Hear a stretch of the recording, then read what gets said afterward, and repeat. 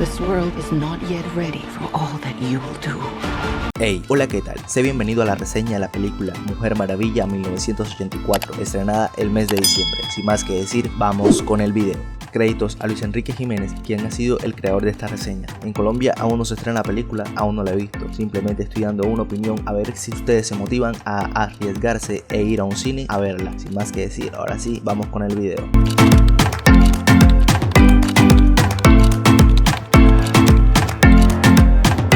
...70 años después de haber luchado en la Primera Guerra Mundial, Diana Prince, Mujer Maravilla, se encuentra luchando contra el crimen en los Estados Unidos. Cuando un hombre de negocios llamado Maxwell Lord comienza a conceder deseos sin límite, la Mujer Maravilla deberá detenerlo antes de que las consecuencias sean irreversibles. Hemos hablado mucho de esto, el año ha sido terrible para el cine, la mayoría de las superproducciones se han movido al próximo año, muy pocas, como es el caso de la Mujer Maravilla 1984, decidieron quedarse en el cine, una decisión arriesgada, incluso peligrosa, por algo también se estrenará en HBO Max, donde estará disponible. Sin embargo, la directora Patty Jenkins insistía en que la mejor forma de ver la película es en una pantalla de cine. La cosa es, ¿vale la pena? Vale cada segundo. Algo que nos dejó muy claro la directora Patty Jenkins en la primera entrega es que el amor sería la fuerza que conduciría esta franquicia. Sin embargo, no se trata solamente del amor dentro de la historia, sino también del amor en hacerla. Ya sabemos que en Hollywood se producen muchísimas películas, que aunque disfrutables, se nota la frialdad con la que se realizan. Esto es lo que separa a Mujer Maravilla 1984 del resto.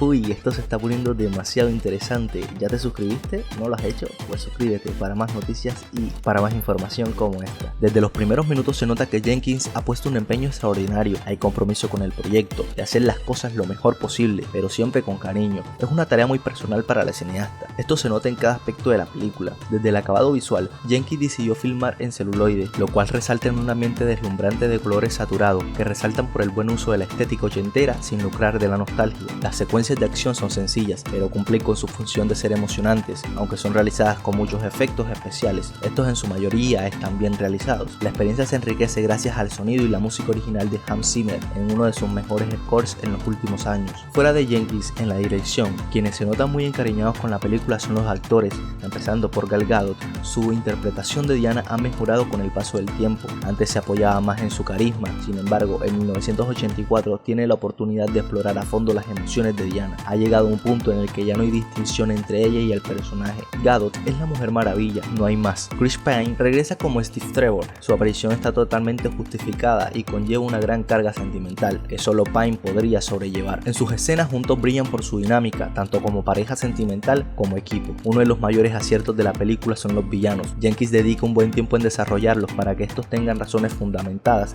con las que justifican sus acciones. Tanto Kristen Wiig interpretando a Bárbara Minerva o Sheta como Pedro Pascal en el papel de Max Lord utilizan su carisma para volverse personajes entrañables y luego usan sus habilidades dramáticas para marcar la transformación de sus personajes. Así, ambos se vuelven dignos oponentes de Diana y se roban cada escena en la que aparecen. Mujer Maravilla 1984, como bien dice su nombre, se ambienta en el año del 84. Antes ya había mencionado que esto no se debe a un mero capricho estético, sino que es una época en la que el consumismo estaba a tope y las tensiones internacionales también. Jenkins usa este contexto para presentarnos una fábula sobre el egoísmo y la avaricia, en la que por más que caiga en la oscuridad, termina en una nota de esperanza. Al final nos ofrece un respiro de alivio muy necesitado en estos tiempos tan difíciles. Claro, ir al cine es un riesgo en estos tiempos y es una decisión de cada quien. Y sí, quizá es la mejor forma de ver la película, pero a este punto eso ya no importa. La ves en una sala de cine o en la sala de tu casa, lo más probable es que disfrutes del alegre, divertido, absurdo y emocional espectáculo que brinda La Mujer Maravilla 1984, escrito y redactado por Luis Enrique Jiménez. Bueno chicos, hasta aquí llegó el video de hoy. La verdad, pues a mí,